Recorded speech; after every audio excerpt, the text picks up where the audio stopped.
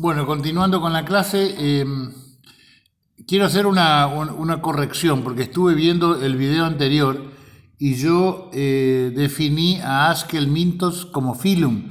En realidad, Askelmintos es un superfilum que engloba o que abarca a rotíferos, gastrotricos, acantocéfalos, nemátodes, nemertinos, entre otros.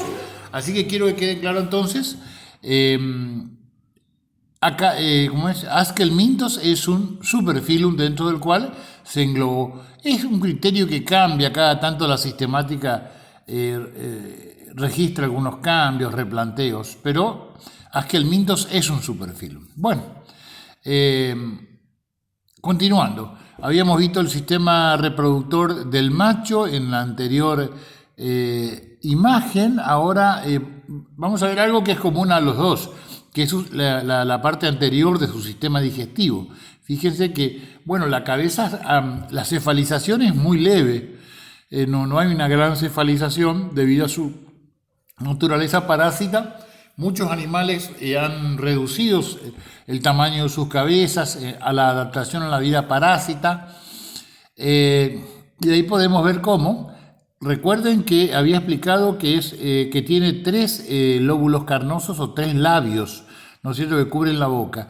Y que inclusive habíamos planteado que la cabeza responde a una simetría radial, siendo el resto del cuerpo de simetría bilateral. Se continúa luego por una faringe muy musculada. Fíjense que tiene una capa muscular muy poderosa, que es la que a través de un movimiento de vacío succiona el alimento, que es nada más y nada menos que el líquido, el contenido intestinal, lo absorbe y lo envía hacia el intestino. Lo que también acá podemos ver es el anillo nervioso. Hay un anillo nervioso, ya no hay una disposición característica de ganglio nervioso, sino solamente un anillo nervioso que envía cordones nerviosos longitudinales hacia el resto del cuerpo. Lo que también acá podemos notar es la célula de Renet, así se escribe, que tiene una función excretora. Habíamos dicho que la arquitectura, el plan, el esquema básico de organización era el de un tubo dentro de un tubo. A ver si podemos, a ver dónde es que se ve mejor. Habíamos usado esto como ejemplo y teníamos básicamente, a ver, dos tubos, uno más grueso y otro más angosto. Este es el de la pared del cuerpo y este es el intestino. Entonces, es un tubo dentro de otro tubo. Recuerden esto. De esta manera, este es el plan de organización, este es el plan de la arquitectura de la mayoría de los nemátodes. Un tubo dentro de otro tubo. El tubo externo es la pared del cuerpo y el tubo interno es el intestino. Y en el medio, este espacio que queda en el medio, que ustedes pueden ver acá, el espacio, es el pseudoceloma y el líquido que está en su interior se denomina líquido pseudocelómico. Entonces, aclarado que es el tubo dentro de un tubo, la arquitectura posee el sistema digestivo completo, boca, faringe, intestino, recto y ano. Los músculos, recuerden que son nada más que una capa longitudinal. La pared del cuerpo está cubierta por una cutícula que básicamente protege al cuerpo. Esta cutícula es impermeable y a pesar de que tiene poros que le permiten algunas conexiones. El esqueleto hidrostático puede generar, funciona, mejor dicho, a presión alta, o sea, el nemátodo ejerce a través de su capa muscular presión sobre la cavidad celómica y sobre el líquido pseudocelómico y de esta forma consigue ganar rigidez en ciertas zonas del cuerpo. La musculatura del sistema digestivo es potente en muchas partes de ese tubo, como en la faringe y en el ano. Habíamos hablado de la célula de Renet, se la mostré inclusive dónde se ubicaban, ¿no es cierto? Que es un órgano excretor y osmorregulador típico de los nematodes, así como eran las células flamíferas, eran características de los platelmintos, las células de Renet son características de los nematodes. El resultado de la excreción es amoníaco, urea, ácido úrico, en los nematodes del suelo. Por eso también colaboran al enriquecimiento de estos suelos. Es eutelio, o sea que tiene un número constante de células.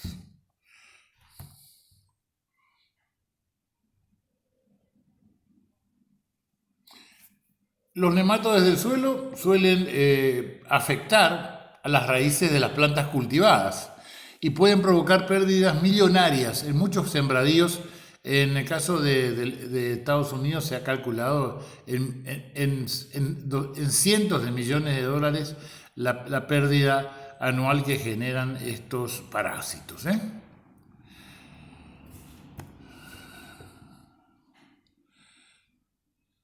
Desde el punto de vista sanitario, una sexta parte de la población de los seres humanos, de la población mundial, son portadores de Ascaris.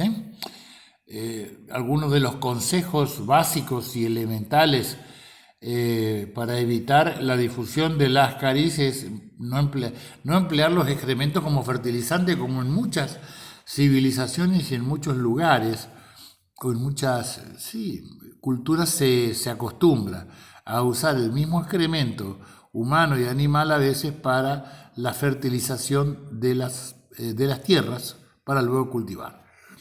El tubo un ciclo posee un ciclo complicado porque tiene un pasaje, va de tubo digestivo a la sangre, de la sangre a los pulmones y de ahí recién tiene que volver al tubo digestivo para desarrollar nuevamente la fase adulta. O sea, es un recorrido amplio dentro del organismo de su huésped definitivo. Y produce daños, neumonías e infecciones cuando realiza en forma masiva el pasaje a través de los pulmones, como ya vamos a ver cuando veamos el ciclo. Acá está el ciclo. Este es el ciclo del Ascaris. El Ascaris también se denomina geohelminthiasis porque el Minthiasis es gusano o el mintos y geo es tierra, o sea, se transmite a través de la tierra. El ciclo del Ascaris no posee huéspedes intermediarios, sino es de tipo directo. Fíjense, este es un niño que está jugando en la tierra, algo absolutamente desaconsejado, ¿no es cierto? Y que vemos muy frecuentemente en los barrios. Los chicos juegan con barro, con tierra, en los jardines juegan con areneros y otros entretenimientos más que pasan siempre por la tierra y que hacen que tomen contacto con la tierra. Ya vamos a ver cómo actúa después. Pero vamos a arrancar el ciclo desde los individuos progenitores adultos, macho y hembra. Recuerden que el macho es más pequeño que la hembra, fíjense, hay una diferencia de tamaño importante, y el macho tiene la cola encorvada y podemos ver sus espículas adaptadas para la coaptación en la copulación, también, que son características. Ambos copulan, los huevos son madurados en el útero de la hembra, que luego los expulsa al exterior a través de las heces fecales. Fíjense que es un huevo con una cáscara muy gruesa y con una superficie irregular, así mamelonada se denomina esto, por su superficie corrugada. En su interior hay un huevo. Este huevo luego pasa a ser un embrión, del embrión pasa a ser una larva, ¿no es cierto?, que conserva la cubierta del huevo. Esta larva hace 2 o 3 pasajes, L1, L2 hasta L4, que es la que finalmente, conservando la cubierta anterior, larva 4 con cubierta de L3, se ubica en la tierra y queda expectante, esperando, hasta que viene otra vez el chico jugando con la tierra, ensucia sus manos, en algún momento lleva a la boca las manos conteniendo estas larvas. Entonces, ¿qué ocurre? La larva se dirige por vía digestiva hasta el estómago y el intestino, donde se digieren sus envolturas y se libera la larva. Y entonces, una vez que ocurre eso, esta larva atraviesa la mucosa y llega hasta la submucosa intestinal. Guarda no confundir con fasciola. Acá fasciola atravesaba todo el espesor de la pared intestinal, de la pared intestinal. Acá solamente atraviesa la mucosa, y en la submucosa, donde se encuentran los vasos sanguíneos, toma la vía sanguínea y se dirige primero al corazón, lado derecho, de aurícula y ventrículo derecho, y de ahí al pulmón. En los pulmones llega a la luz de los alvéolos pulmonares, y una vez allí rompe los alvéolos pulmonares, irrumpe dentro del espacio alveolar, que es la unidad de respiración fisiológica de los pulmones, y genera una irritación característica que produce secreción de mucus, una bronquitis, una neumonía. Y una vez que esto ocurre, el mucus provoca catarro. Uno ingiere, cuando genera catarro, tiene la mala costumbre de ingerir su propio catarro, se lo vuelve a tragar, y una vez que lo traga llega al intestino delgado, donde desarrolla su forma adulta. O sea, el ascaris hace un ciclo primero digestivo, desde el tubo digestivo por vía sanguínea a la vía pulmonar, y desde la vía pulmonar vuelve para desarrollar su fase adulta nuevamente al tubo digestivo. Hay otros parásitos ubicados dentro de lo que se conoce como uncinarias o uncinariasis. Y dentro de los uncinarios hay varios parásitos, como el Necator y los ancilostomas, que tienen un ciclo diferente y que son diferentes también. Las uncinarias o el Necator, en este caso, son pequeños, miden entre 3, 4 a 5 milímetros como máximo.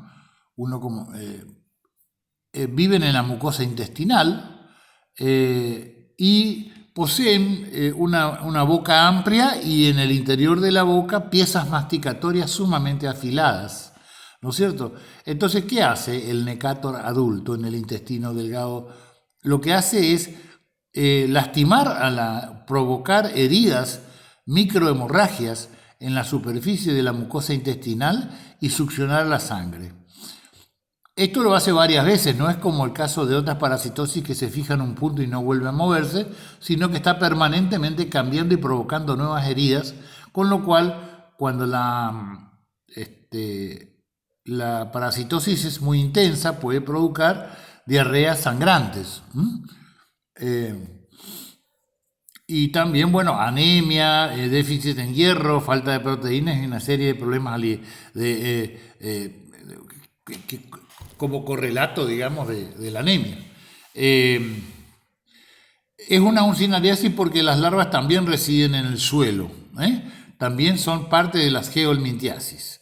Y penetra, a diferencia del ascaris que vimos recién, no penetra por boca, sino por piel, por lo cual se recomienda no andar descalzos. Un pariente cercano al Necator americano son los anquilostómidos.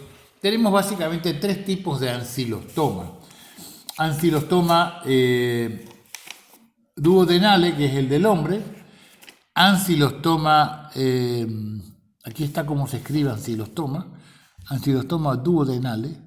Ancilostoma brasiliensis, propio del gato. Y Ancilostoma canis, del perro. Fíjense las piezas masticatorias, las placas que tiene en su interior, y produce el mismo efecto que produce el Necator americano, porque lastima la mucosa y se alimenta de la sangre que sale de allí. Acá vemos un macho, perdón, este más pequeño, y una hembra. El macho tiene su típica bolsa copulatriz con las espículas, adaptadas para la copulación. Y fíjense lo que ocurre. El adulto, macho y hembra, viven en el intestino delgado del hombre. Una vez que esto ocurre, copulan entre sí y los huevos son eliminados a través de la materia fecal. Un huevo embrionado ya porque posee 8 blastómeros. Después, la larva que se genera a partir de este embrión siempre conserva la cubierta de anterior. O sea, esta sería una L1 y esta sería ya una L2 con la cubierta de la 1. Bueno, pero esto no es trascendente para ustedes. Lo importante es que la larva está en la tierra y finalmente el hombre suele contaminarse cuando está descalzo. Los chicos suelen andar descalzos jugando al costado de las acequias o de las zanjas, de las cunetas. Es muy frecuente también encontrarla en areneros, los lugares donde, por ejemplo, los jardines de infantes tienen areneros para que los chicos caigan de los toboganes y jueguen con la arena. Eso puede ocurrir, puede dar lugar a infecciones. Y fíjense, el ciclo biológico continúa cuando la larva se arrima o se aproxima a la zona plantar, o sea, el límite entre la planta del pie y la parte del empeine. En esa zona se reblandece la piel y ingresa la larva, que toma inmediatamente, llega al tejido subcutáneo, toma vía sanguínea, se dirige primero al corazón, del corazón al pulmón. En el pulmón hace un proceso parecido al del ascaris, ¿no es cierto? Produce y genera una irritación, una bronquitis, una neumonía, con catarro. Ese catarro hace que sea redeglutido, o sea, lo vuelve a tragar la persona y llega finalmente, nuevamente, al sistema digestivo, o sea, al intestino, donde desarrolla su forma adulta. Esto es, no hay huésped intermediario, el ciclo es directo. ¿Qué es lo que puede ocurrir y que es frecuente en nuestra región cuando vemos, sobre todo en chicos, puede ser en personas también, hay oficios o trabajos como el de los ladrilleros, alfareros, gente que trabaja con el barro, con la tierra, que puede llegar a tener estas enfermedades en las cuales es muy frecuente.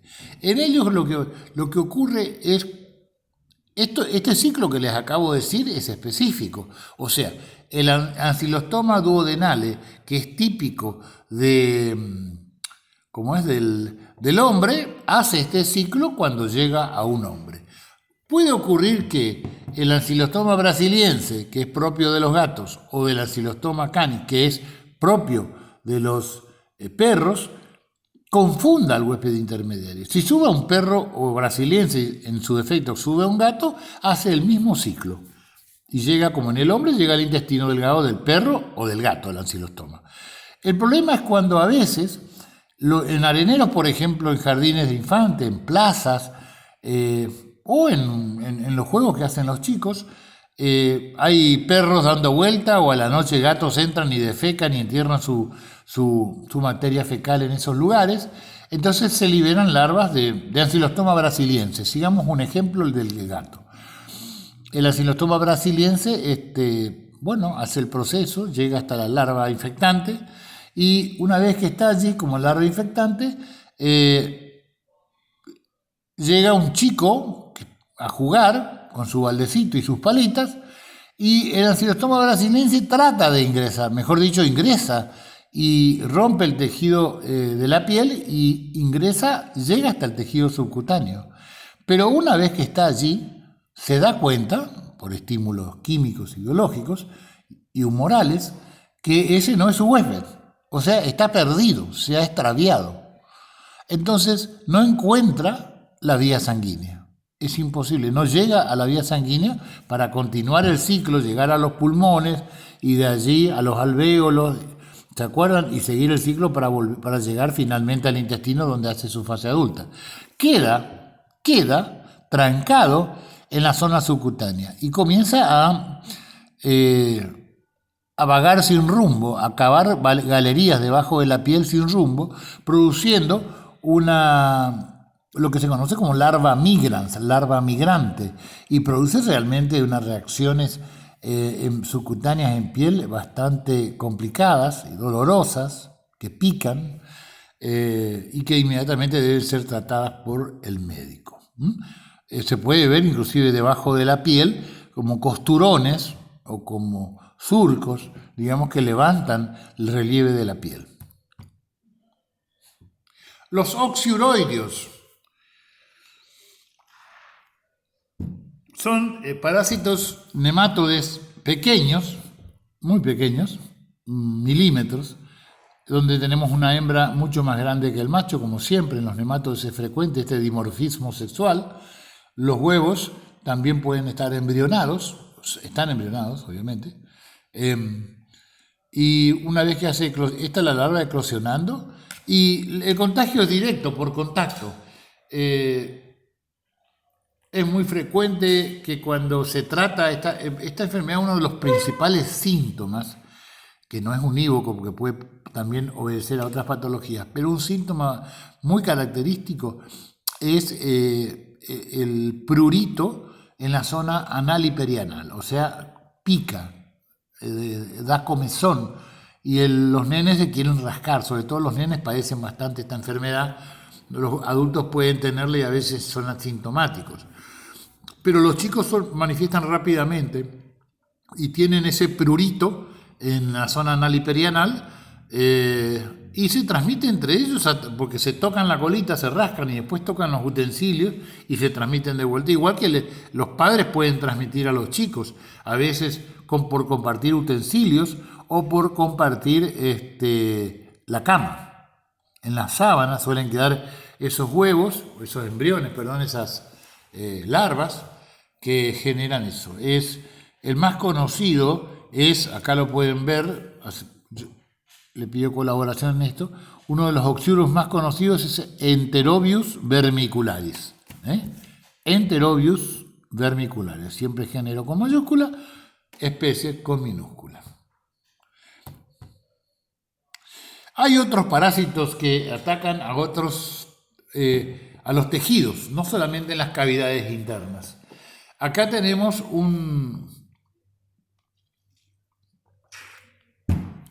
la familia Filaridae dentro de las filarias.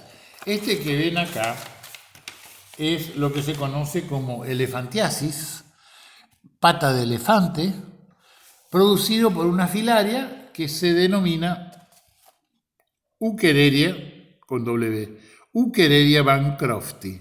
Ukereria bancrofti es un nematode parásito cuyas microlarvas se ubican en la sangre y en el tejido, en el sistema linfático, y producen inflamaciones que evitan el normal drenaje de la sangre y de la linfa, que se acumula y forma regiones edematosas, como la que pueden ver en esta gráfica. Fíjense, esta es la pierna normal de esta mujer, parece que es esta señora, y esta es la pierna afectada. Las filarias taponan el sistema linfático, producen un acúmulo de líquido en esa pierna, los tejidos se ponen edematosos, la piel se engrosa, se pone gruesa y acartonada y da ese aspecto tan desagradable, ¿no? La Ukereria bancrofti necesita de un huésped intermediario, no se transmite como las que vimos hasta ahora, las geohelminthiasis en forma directa, sin huésped intermediario, sino que utilizan como huésped intermediario a un vector que es un artrópodo hematófago, que básicamente en nuestra región el más conocido, el más difundido, es el Culex, el mosquito Culex, del género Culex.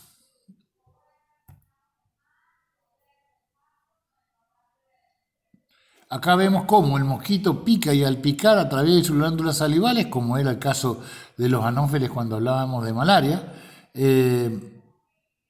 ingresa al sistema sanguíneo y se dirige al lugar, al órgano, a la zona donde produce esa lesión tan característica